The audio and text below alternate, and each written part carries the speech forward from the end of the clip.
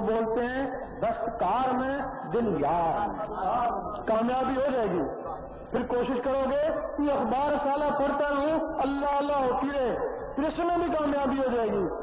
پھر کوشش کرو گے نماز پڑھتا رہوں اور اللہ اللہ ہوتی رہے. اس وقت زبان کہے گی کہہ دے اللہ ایک ہے, دل کہے گا اللہ اللہ اللہ. اللہ سمجھ, دل کہے گا اللہ اللہ. لامی علیہ ولامی علیہ, دل کہے گا اللہ اللہ. زبان اقرار کر رہی ہے, دل تصدیق کر رہا ہے اور جسم عمل کر رہا ہے. زبان ذکر مفصل میں اور دل ذکر مجمل میں. زبان دلیل سے منوا رہی ہے کہ کہہ دے اللہ ایک ہے, اور دل بغیر دلیل کے مان رہا ہے کہ اللہ ہی اللہ ہے. زبان کا تصرف ہے امریکہ سے بولتے ہیں یہاں سنتے ہو, یہ زبان کا کمال ہے. اور دل کا تصرف ہے یہاں گونجتے ہیں عرش مولا والے سنتے ہیں. تمہاری اس نماز کو یہ دل عرش مولا میں پہنچائے گا. وہ نماز مومن کی بیراج ہے. اس کے بعد پھر ولی کی نماز شروع ہو جاتی ہے. ایک دفعہ مسجد الفسانی رحمۃ اللہ مسجد میں گئے, دیکھا ایک آدمی سو رہا ہے. سمجھے شہر نماز پڑھ کے سویا ہوگا. پھر گئے دیکھا سو رہا ہے. آپ قصر سے مغرب تک مسجد میں رہتے, مغرب کی اذان ہو رہی ہے اور وہ سو رہا ہے. آپ کافی برہم ہوئے, اٹھایا اس کو, اٹھ یا مسجد سے نکل جا یا نماز پڑھ. وہ فوراً اٹھا, وضو کیا, جماعت کھڑی ہونے والی تھی, بلند آواز سے کہا امام صاحب رک گئے, امام صاحب رک گئے. اس نے فوراً لی تھی دور کا سنت وقت فجر, دیکھتے ہیں فجر کا سما ہو. پھر اس نے زور کی نماز پڑھی, دیکھتے ہیں زور کا سما ہو گیا. پھر اس نے عصر کی نماز پڑھی, راوی لکھتا ہے سورج واپس آ گیا.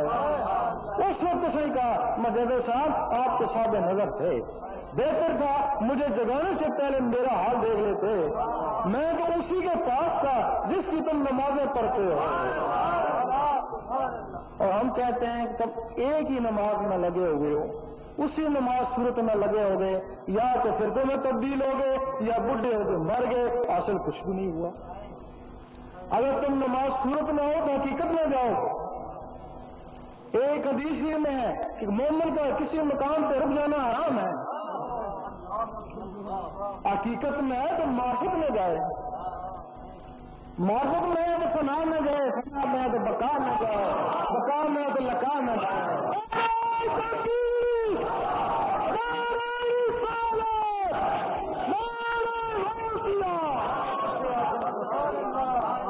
جب اس کے دل میں یہی ارمان ہوں گے کہ میں نے شریعت سے طریقت میں جانا, پھر حقیقت میں جانا, پھر معرفت میں جانا, تو یقین کرو کہیں رستے میں مر بھی گیا تو وہ شہیدوں میں مرے گا.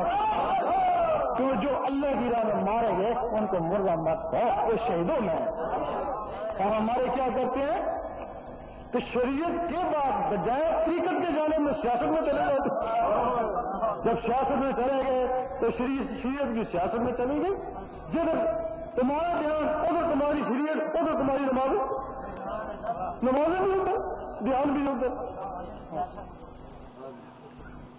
اب یہ جو بیان کیا باقی صفات اسماء کی کوئی اجازت نہیں ہے, وہ آپ کتاب سے دیکھ کر بھی فیض حاصل کر سکتے ہیں, لیکن اس میں ذات اس کی اجازت ہوتی ہے.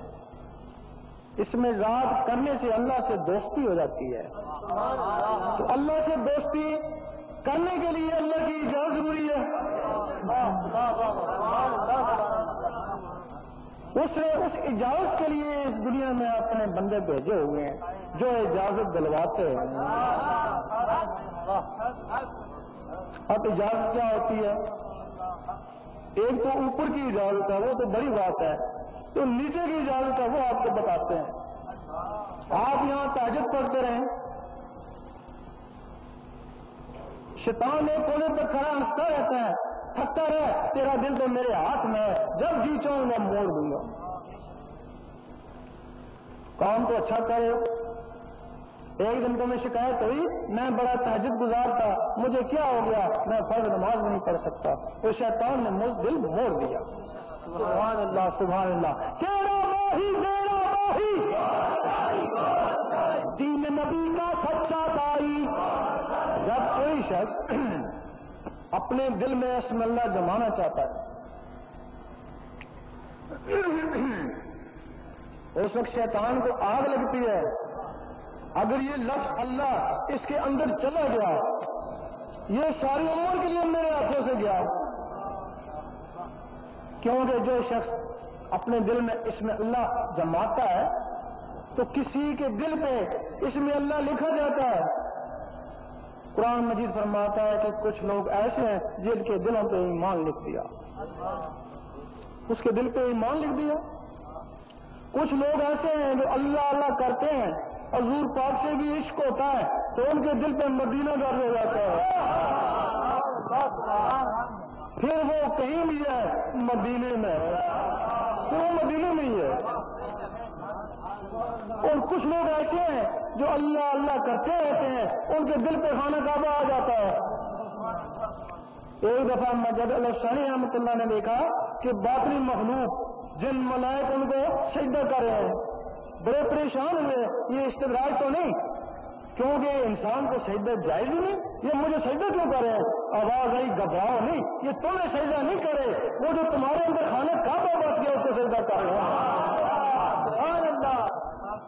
جب وہ رابعہ بصری کے دل پہ خانہ کعبہ درج ہو گیا تو اس خانہ کعبہ کو کہہ ہوا جا اس کا جا کے طواف کر۔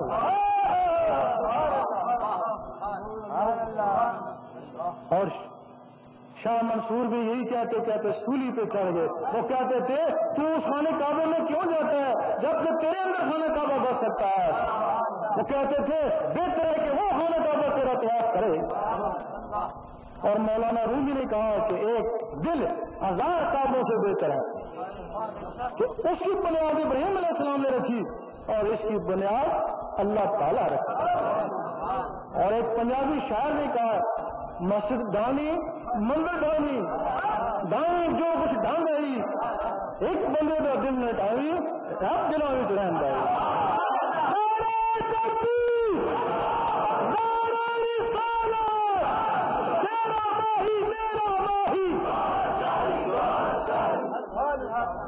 قرآن مجید میں بھی ہے کہ میں حبل الغرید ہوں۔ ہر آدمی سوچتا ہے کہ میری شہرت کے نزدیک ہے، نہیں۔ علامہ اقبال کو بھی اسی بات پہ فتویٰ لگا تھا، وہ کہتے ہیں کہ تو بھی تو ہر جائی ہے، ہم شراب پیتے ہیں تو بھی ساتھ ہوتا ہے، شہرت کے نزدیک ہے پھر حساب کتاب کیا؟ لیکن جب انہوں نے جواب دیا جواب شوکا میں تو انہوں نے پھر یہی بتایا کہ وہ انہی لوگوں کے حبل الورید ہے جن لوگوں نے اپنے دلوں میں بسا لیا ہے، اور جب وہ ان دلوں میں بس جاتا ہے تو حدیث شریف ہے کہ میں ان کے زبان بن جاتا ہوں جس سے وہ بولتے ہیں، میں ان کے ہاتھ بن جاتا ہوں جس سے وہ پکڑتے ہیں۔ اس وجہ سے اس شیطان کو غصہ آتا ہے کہ کہیں اس مرتبے پہ نہ پہنچ جائے،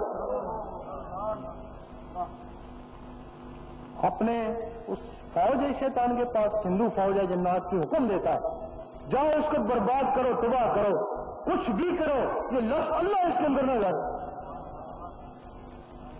اب تمہارے پاس تو ایک دن بھی نہیں ہے جو ان کا مقابلہ کرو، وہ آئیں گے تمہیں ستائیں گے، باز نہیں آئے بیمار کریں گے، باز نہیں آئے پاگل کر کے چلے جائیں گے۔ جب ہوش آئے گا تو یہی کہو گے خبردار اللہ مت کرنا، باقی کچھ بھی کہو گے لیکن اللہ مت کرنا، ملتا ہی اللہ سے۔ لیکن جہاں سے اس کی اجازت ہوتی ہے اللہ تعالیٰ ان کو بھی ایک رحمانی فوج دیتا ہے، وہ شیطانی فوج تم پہ ٹوٹ پڑی اور وہ رحمانی فوج شیطانوں پہ ٹوٹ پڑتی ہے، اور رحمانی فوج اس وقت تک تمہارا ساتھ دے گی جب تک تمہارے اندر رحمان جاگ نہیں ہوتا، پھر بندہ نہیں رہے بندہ نواز بن گئے، غریب نہیں رہے غریب نواز بن گئے، یہ اس کی اجازت ہے۔ اگر کوئی شخص اجازت میں بھی کمزور ہے تو اس میں ذات میں کامیاب نہیں ہو سکتا۔